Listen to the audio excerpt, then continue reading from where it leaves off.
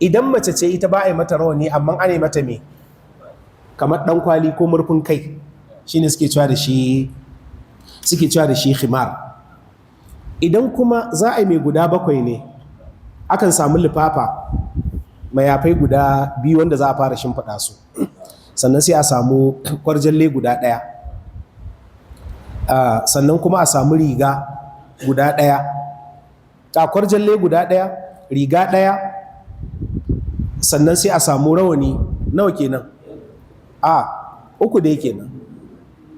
Kwarjalle mu ɗajiye guda 2, mu ce kwarjalle guda 1, riga, rawani, in mace ce sai mu ce murfin kai, to sai a samu mayafai guda 4, kaga ya zama nawa kenan 7. Wannan shine a wadace, shine kuma yafi suturta mutum, tunda abin da ake so a suturce mutum ga baki daya. To wannan shine abin da malam yake son ya nuna mana. Saboda haka akan yi wa mutum likafani da lifafa guda 3, akan yi masa da 5, akan yi masa da 7. Malam ya ce wa ma ju'ila lahu min uzratin wa qamisin wa imamatin fadhalika mahsubun fi adadil athwabil witri. Zaka kirga kwarjalle, zaka kirga riga, zaka kirga rawani in a namiji ne, in a mace ce zaka kirga murfin kai, ya zama guda 3. To waɗannan ana kirga su a cikin wuturi din, sannan sai a kawo mayafai guda 2, ko kuma a ce a kawo mayafai guda 4 idan ya zama to mai 7 za a yi amfani da shi. Malam ya ce wa qad kuffina an-nabiy sallallahu alaihi wa sallam fi 3 athwabin bidin suhuliyatin.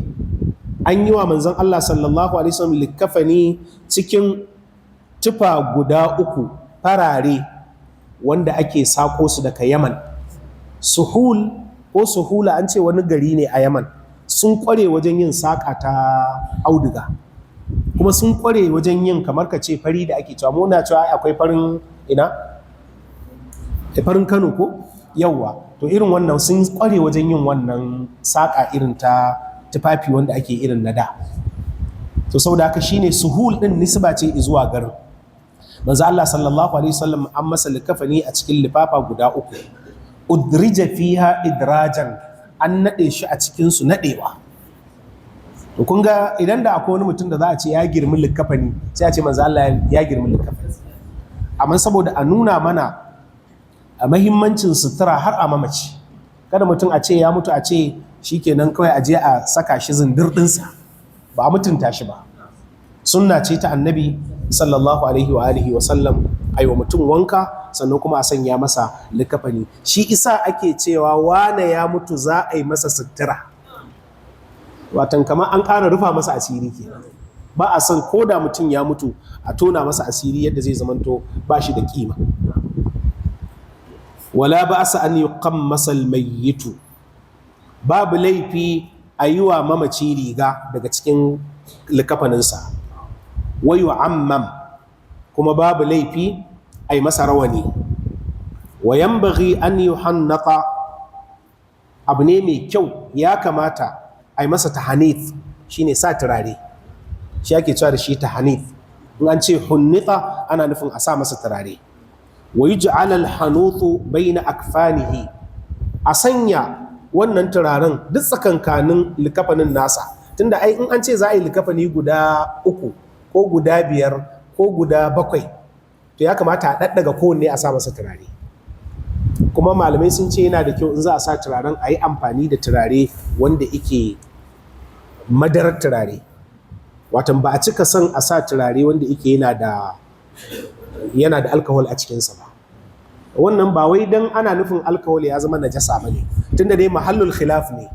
Wasu ce wannan kuhul din menene shi, to saboda sai a kauce shi, a kautar da jikin mamaci da tufafin da za a sa mamaci daga kuhul, tunda akwai turaruka wanda yake ba su da gas a cikinsu, ba su da wannan abin da yake sawa a fesa su, sai a amfani da kamar na mai kenan ko turare wanda yake na ruwa wanda dai ba a sa masa wasu sinadarai ba, sai a amfani da su.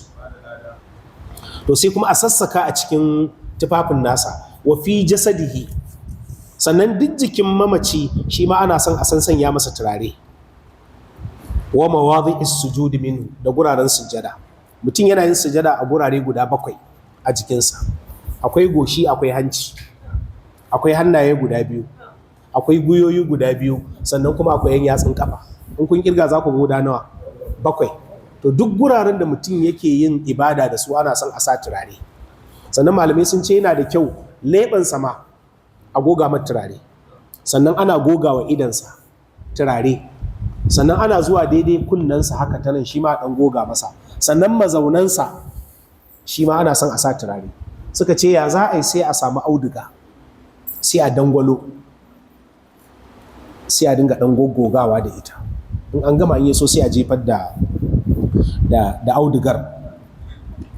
To wannan shi ne abin da ake so a yi wa mutum likafani da shi. Sau da haka mafi karancin abin da za a yi mutum likafani da shi idan ana cikin yanayi na matsi, na talauci da babu, shi ne a samu tufafi guda ɗaya.